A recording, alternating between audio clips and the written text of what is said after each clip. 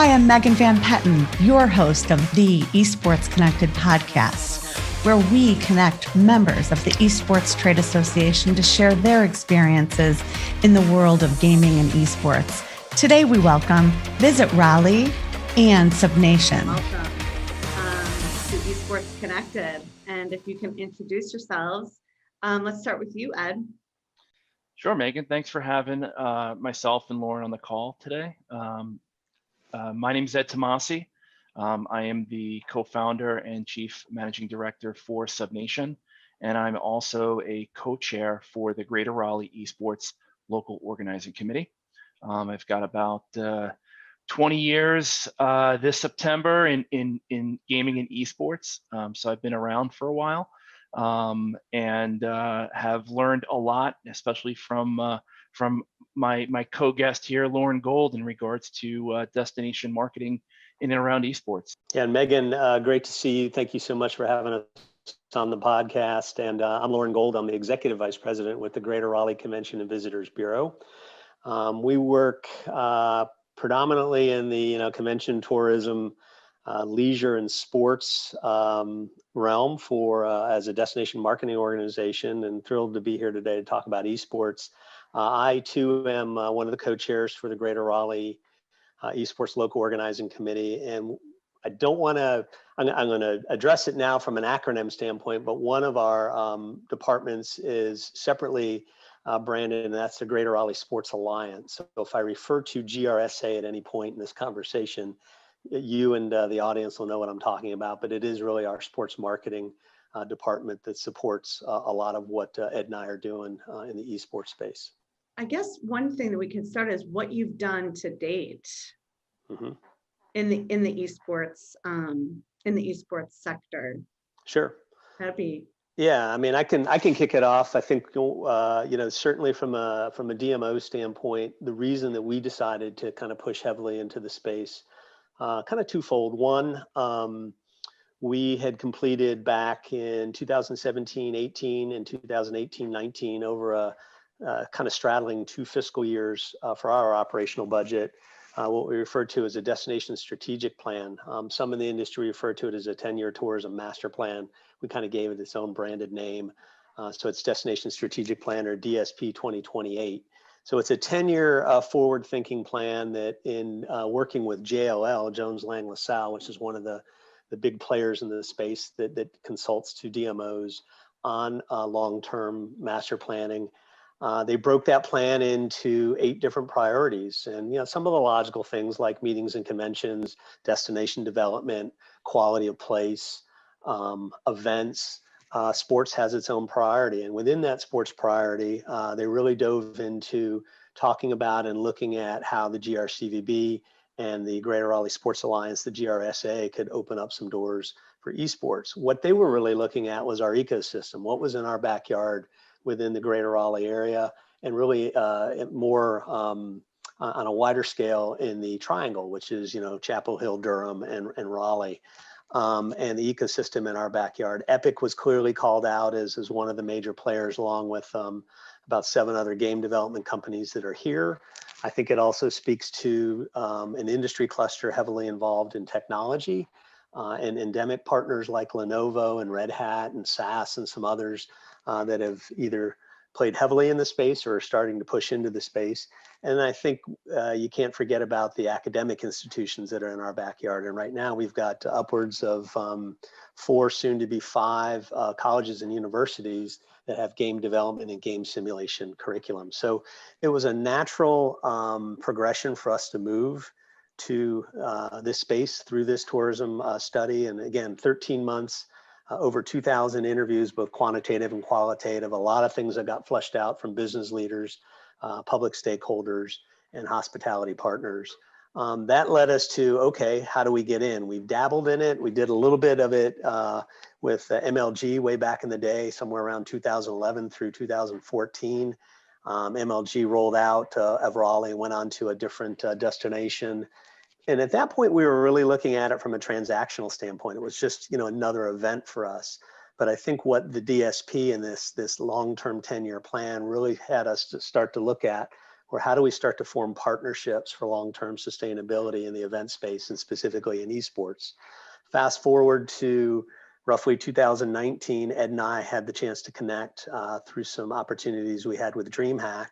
And we saw an opportunity with Ed being right in our backyard to bring in Ed and SubNation as an agency, as a consultative arm of our sports and esports offering to bring in and really kind of get the know-how and get quickly on the glide path for engagement within the community.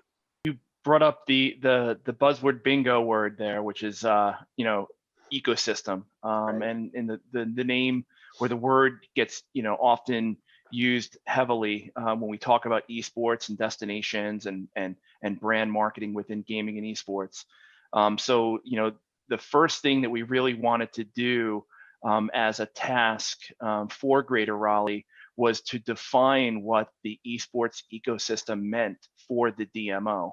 And each DMO has its own DNA. One thing I found out is that there's a lot of acronyms in the destination industry. Yes. Yes. Yes. So like I'll throw a couple of those around, but the DNA of the DMO is really unique to that market, and you really need to understand what it means to be that destination, what it offers, what is it generally hosting.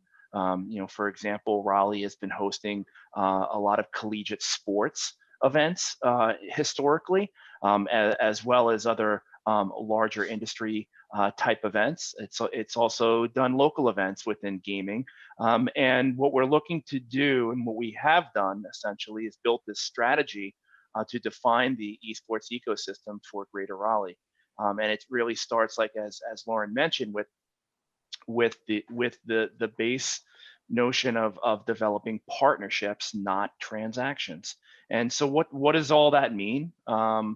For Greater Raleigh, it really means looking at all the elements of hosting and supporting gaming and esports programs and events. So for example, it's not a transaction with the convention center. We actually work with them to evaluate the infrastructure at all the facilities within Greater Raleigh that are capable of hosting small, medium, and large. So it's not just about hosting that 12,000 attendee ESL1 type of extraordinary event. And while we are definitely out there pursuing those type of relationships and events, and have had success in hosting them to date, we're also realizing that we need to support the smaller local type of events, because they too need to survive, not just on a 1 year basis, but also to sort of marry it with this 10-year program. Isn't that great? So the 10-year program, how has that shifted with what's happened in 2020? Yeah, yeah, great question. It's ironic that you asked that, because we literally just this morning had let's call it a recalibration of year 2 implementation. So we're technically in year 2 of the 10-year plan.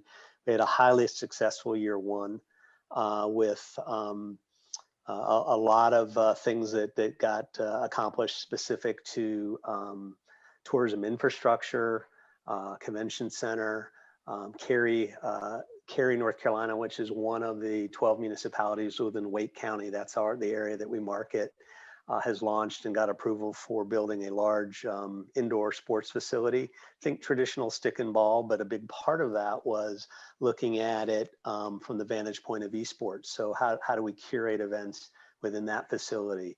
Not only front of house seating capabilities and capacities, but back of house. And that's where Ed and SubNation have come in and talked a little bit with the town. They are kind of premature to the design phase. There's been a little bit of a pumping of the brakes because of COVID. So year 1 went really well. Year 2, we really had to kind of step back from, and we didn't launch year 2 implementation right out of the gate, July 1 of 2020. We were still really in response mode to our community, really trying to figure out which way was up with regards to COVID. Health and safety guidelines, a lot of that implementation, putting that in place, not only from the county and the city level, but from a statewide level. So there's a statewide initiative called Count on Me NC that we as a DMO and others around the state have all bought into. So this is a certification program for restaurants and retail and things like that for health and safety guidelines, rebuilding consumer confidence that we can curate events. But we do, and we just announced this morning to our board, year 2 implementation for the latter half of 2021. We run on a fiscal year, so really January through June 30th of this year has year 2 implementation. Esports has been front and center. We have not backed off of what we've been doing in the space. Again, Ed and his team and our team have been working together since really 1920 fiscal year. We're now into 2021 fiscal year. And we had, I think, a really solid spring and summer. Unfortunately, we've probably had to slow down a little bit of some of our engagement. We still have a lot of corporate partners and academic partners that are interested. But again, everybody's kind of had to shift their priority to move from a response now to a recovery mode. And we're now back into recovery mode. I do think that some things have gone well in the industry. There's been some virtual trade shows in the esports space. Our team had a presence there. We've had engagement with many of the big names, the Riots and others that are really, really anxious to get the ball rolling in late 21 and early 22.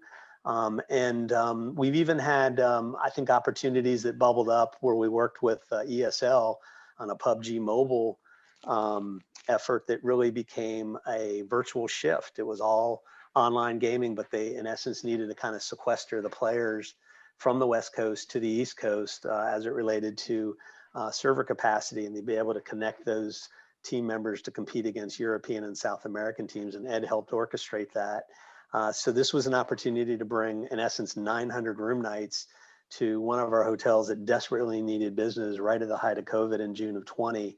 And they had 30, in essence, I think it was somewhere around 24, close to 30 players staying in-house for 30 days, competing online. So, sometimes with the challenges come opportunities, and I think our resiliency kind of shined through on that. So it's been an interesting pivot, but we do see a way forward and a lot of opportunities in the not too distant future.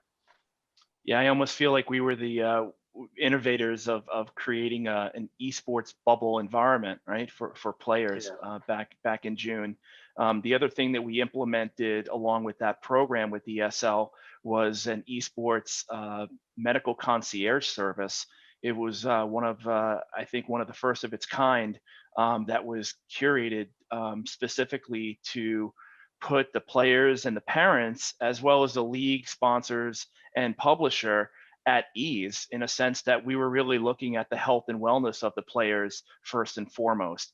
And as a market, again, that speaks really highly to the fact that we're trying to develop partnerships and not just transactions. Like, we would not have gone through all the efforts of putting together the medical staff. And by the way, the medical staff was one of the most premier sports medicine groups in the United States. Not only do they are the official medical staff for the NHL Hurricanes, but they also work with NC State and have affiliation with Duke healthcare system. So we're really serious about what we're doing within gaming and esports and hosting, and obviously with COVID, it was a threat and an opportunity. So we took the opportunity to create something that was so unique. And I think that sort of has a statement about our commitment to not only the players' safety, but sort of that ecosystem and how we are treating our ecosystem for esports. Yeah, that's great. Ed, can you share a little bit about yourself and how you got to here? And it's just fascinating what you guys have done and the opportunities you've created and the leadership strides you've made. Yeah, I mean, my background, started within gaming and esports, started about, like I said, 20 years ago, where I really bootstrapped the esports. And at the time, I was coming off of a marketing and advertising career that was focused on startups and online advertising. So I sort of had that top-down education from a brand perspective and from a marketing operations perspective. And that was my lens going into gaming and esports with this Samsung division.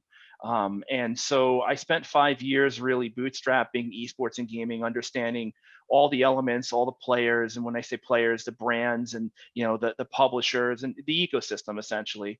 And then from there, had the opportunity to work with DirecTV as they developed a new global league called the Championship Gaming Series, and that really allowed me to work with my colleagues to basically develop something that's never been done before, which is starting a brand new global league from scratch. And I got to work with Emmy award-winning producers. I got to work with professional production staffs, and that's when the whole idea of developing studios, for example, physical studios that are specific to gaming and esports really came about. So from there, we then continued this agency to the point it was called ESS Agency, Esports Services, and this agency was one of the first esports specific agencies in North America. I know that there's a lot of groups out there that love to claim that, but I'd love to challenge them on it, but really don't need to. From ESS, we really caught the eye of ESL. ESL needed a partner in North America, and they acquired ESS. And then from there became vice president of operations for ESS North America, helped them develop their studio out in Burbank, helped them with various other operational and live event programming, and really started delving into the lifestyle and cultural element of gaming and esports, which then further landed me at SubNation and co-founding SubNation, which celebrates and elevates the lifestyle of gaming and the culture of esports. And then within this group here at SubNation, I manage the advisory services group, which is essentially a fancy word for consulting. And we work with various municipalities and brands to essentially deliver esports in the flavor that they need to reach the audience that they need to reach. Yeah, I was going to say from my vantage point, I entered into the industry on the hotel side. Went to work for Marriott Hotels and Resorts back in the late 80s, and had the good fortune to find my way into a global sales office. So I learned pretty early on in my career the concept of strategic selling and really kind of looking at opportunities in the sales realm a little bit more at 30,000 feet and 360 degrees, so to speak. From there, I moved into the CVB or DMO world. I went to work for Denver, Colorado, ran their regional office in DC. DC's got the highest concentration of trade associations and professional societies. Chicago, number 2, I know where ESTA is based. We won't forget about Chicago market, but started to have the opportunity to kind of cut my teeth in the DMO world and really kind of getting, destination selling and really kind of big picture selling and partnership selling, and really looking at a community from the vantage point beyond bricks and mortar and hospitality infrastructure and number of hotel rooms and size and capacity of a convention center. What other key elements exist in those communities from a private sector standpoint, from a municipal leader standpoint, from a thought leader standpoint? Really, what are the destination brand and attributes? What's the value prop to the event planner to bring an event to said destination above and beyond kind of those bricks and mortars? And so spent almost 3 years, almost 4 years with Denver, and then had the chance to launch my own business. Actually, I formed a business back in the early 90s that ran all the way up to right just shy of 9/11, believe it or not, about a week prior to 9/11 in 2001. And it was called City Reps. And it was, again, it was a regional sales arm for CVBs in a consultancy type of capacity, where we set up a staff both in DC and Chicago and sold 4 or 5 different destinations. These were emerging destinations that were just starting to come into the national marketplace. And they didn't want to open up their full-fledged, own offices. So they hired us to do that on their behalf. That again kind of solidified some entrepreneurship thinking on my behalf, because I ran the company and had a whopping staff of 3 underneath me. and also continue to fuel kind of that strategic partnership-driven process. From there, I went back to the global hotel side of the equation for another 3 years, and then had the opportunity to come to Raleigh. And Raleigh was really emerging as a destination. I knew it on paper. My dad was a graduate of Duke. I knew the area. But the one thing I did know coming into it is that they had a strong sense of community, a strong collaborative nature, a great private sector, and a great public sector, anchored by, 3 tier 1 research universities in Duke and UNC and NC State University. And to me, that's kind of gold. When you get into the event space and really the selling space, again, thinking beyond, bricks and mortar, the 4 walls of the convention center, inventory capacity of a hotel. What else are we going to provide the host organization by bringing their event here? And that is, thought leaders, what we like to refer to as connectors. So, when we look at kind of tying this back to esports and what we're doing with Greylock, that model has been a big part of what I've been doing most of my career. So I do think esports, and the reason that we brought Ed in and SubNation in is to understand all the subtle nuances, obviously the game titles, the various channels, but the modeling and the partnership push and the strategic selling part of it is really what we've been doing all along. We're just now applying it to what we feel is a hugely growing channel and a huge upside opportunity for us as a destination. Well, they really are lucky to have both of you and all the collaboration that you're creating.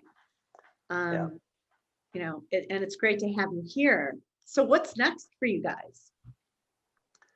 Well, I'll go ahead and jump in. I think we are continuing to try to drive a big strategy tied to that 10-year tourism strategy, specific for esports. We're working on a couple different things right now. We've launched a full-blown secondary landing page at raleighsports.gg, much with the help of SubNation and the SubNation team. So we're really kind of putting a marker out there to the esports community that we're here, we understand it. We've got venues, we've got hotels that get it. We've had some short-term success in hosting a couple different events. We continue to try to push the event channel. We've got an exciting announcement coming up with the curation of the Collegiate Esports National Championship in early May.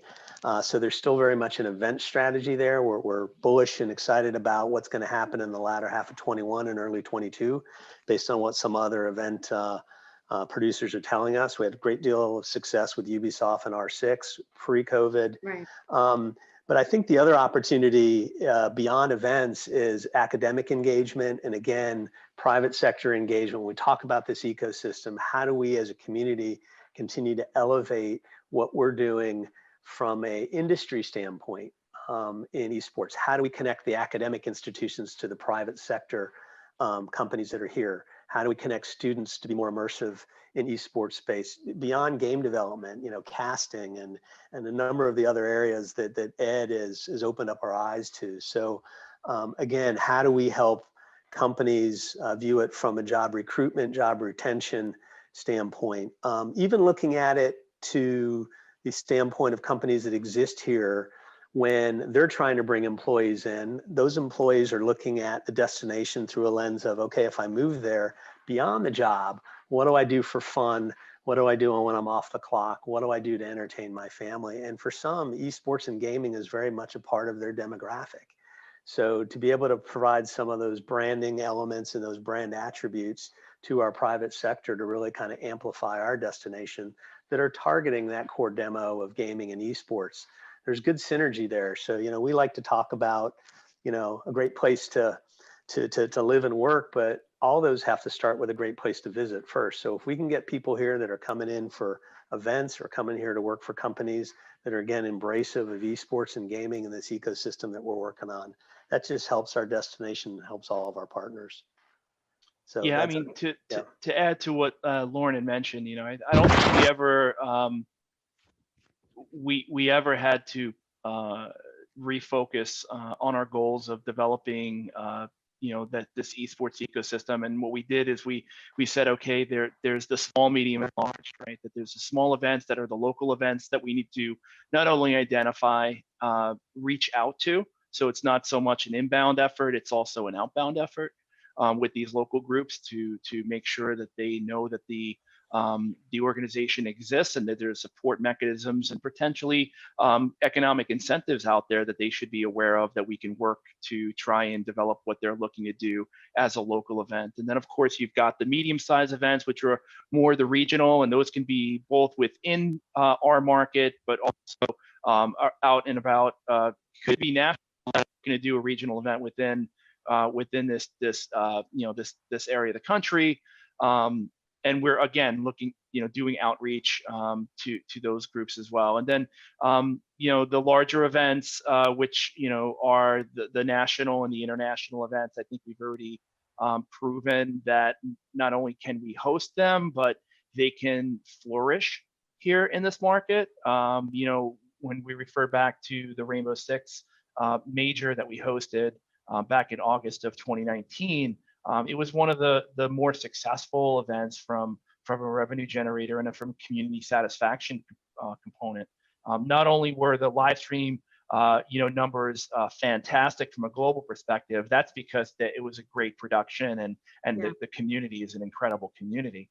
But from a satisfaction perspective of attendees, the ease of finding a hotel that is, not at an astronomical price, the ease of being able to walk across the street instead of having to drive to the venue was an incredible convenience for everybody, and really sort of put this whole other layer of planning and expense aside for the community, for the players, for the staff, as well as for the attendees. So we've really had the opportunity to never hesitate. We might have had to refocus our efforts in certain areas because of COVID, but I'm really proud to say that we've really innovated. Like I said, developing that esports bubble, or developing medical concierge service for players and staff, and really developing the relationships with all of the folks that are out there that are looking to host events or activities. As we continue to communicate the benefits of the Raleigh, the greater Raleigh area, I think we've opened a lot of eyes to the fact that we've got so many benefits that we're now starting to see RFPs come in for the latter half of this year and obviously for next year, that are putting us at the top of their selection list, or at least their evaluation list, because of everything that we've been communicating and developing. The new landing page for specific to esports destination for Raleigh is really unique. There's not many destinations out there that have that. We developed a beautiful video that really communicates the spirit, the DNA of our market and how it relates to gaming and esports. So again, it's been an investment all along, and that investment of time and resources, it has really never hesitated in this opportunity. So there's markets out there that we know of that every market's struggling from a financial perspective, Right. but when COVID hit, there were either markets that were invested into developing their esports ecosystem, or there were ones that were just on the fence, and then there were ones that were sort of waiting it out. What we're seeing is that the ones that were invested into it and continue to are really going to rise to the top of that list for all the various type of events and communities that are looking to destinations to host their communities. For the ones that were on the fence, it showed that they needed to really focus in on it. I think it made its decision that when all sports were canceled, that esports wasn't, and I think that really put them over to the point where they need to really focus and invest resources into this. And for the ones that sort of waited back, they're they're going to have to play catch up now. And there's certain markets that are going to be able to quickly turn that around. But the unique thing about what we have, in Greater Raleigh, is sort of this understanding of what esports is and what it can be, and the value of it across the board. So from the Chamber of Commerce to the Sports Authority, to the Convention and Visitors Bureau, to the chairman of major technology corporations, and even the municipal leaders too. I mean, we had municipal leaders turn out to the R6 event. They were blown away. It was really kind of both elected leaders and management staff from the city team came out, and the county team came out to look at it and kind of really try to get some perspective on it. It's important. Yeah. Yeah. The thing is, like, your when we your life work of the two of you, it just came together.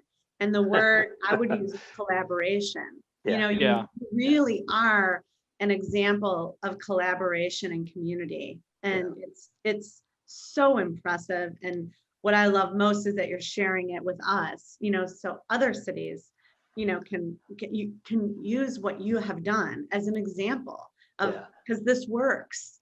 The medical concierge, the safety of the players, the safety of people attending, the innovation that you guys have shown us and paved the way. It's a big thank you. Yeah. We're excited about it. What really gets me going, I mean, I love the event side. I've been in the event space again, as I said, from the onset, 32 years. But what I'm really excited about is the academic opportunities and really the private sector growth opportunities from career progression and the development of other companies that play in this space. Obviously, big announcement, right at the end of the year with Epic buying an old Cary Town Center, that entire site for $100 million, and they're going to re-envision their entire, worldwide headquarters there. That's good for our community. But I do think from a destination standpoint, I think the one thing that I really learned in this process is scalability, right? Because I think at the end of the day, there are communities out there that are obviously bigger than Raleigh, and some, that are smaller that can be in this space. Because we are talking about competition, maybe not ball and stick competition, but there is the ability to scale events, and they can be local events. And we've seen our local, actually 2 parks departments locally, and 2 of the municipalities that we represent, they've started to curate local esports competition. That's good things. That's like Little League baseball progressing up to high school baseball, to college, to minors, to the professionals. So that scalability of the spectrum of where esports and gaming can mean to a community, I think is really important for people to understand. Instead of, chasing, to Ed's earlier point, the big international 12,000, person arena event, that you don't have to be able to do that to be able to play in this space. And that's exciting.